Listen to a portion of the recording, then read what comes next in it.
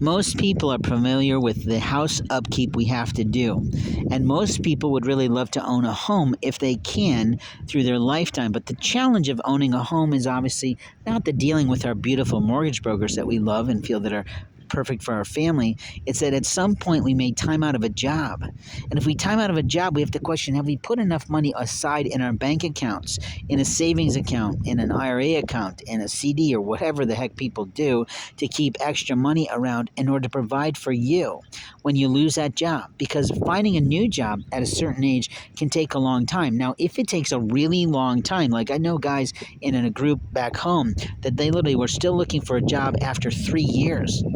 When I humbly asked him, how do you do it? How do you survive? He basically said, I'm living off money I set aside, and I'm taking a lot of pharmaceuticals from my doctor, meaning they were depressed.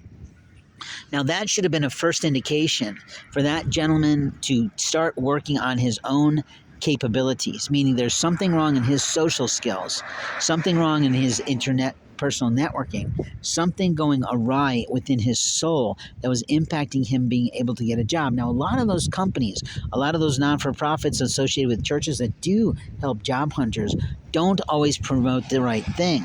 They often say, get a bridge job. Now, that was true. You can get a bridge job, and I did that once, but let me tell you, it's awfully hard if you're working at an executive level to go into a retail environment and survive the other employees and their mentalities of this is all I want to do. Because for those of us who understand how the world works in terms of making income into retirement, that's not all we want to do. Now, if you didn't go to college, that's not on me. And if you couldn't afford it in your family, I'm sorry for you.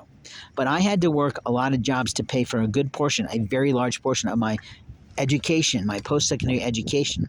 And when my son was a certain age, I had to pay for those classes for him. And we gave him as many supervisor courses we could from SkillPath and other places so that he would have a good background on his resume. Now, whether he's taken the time to put that together when he went back to do things, I can't say. But what I can say after the passing of his life out of my life is that I felt I did a good job as a parent to give him the best I could based on the income and the attitudes he had about school. Some kids aren't meant for college. And sometimes colleges, even my own, didn't totally provide me with what I've learned over time of being a worker for people, but also being a servant to people in business.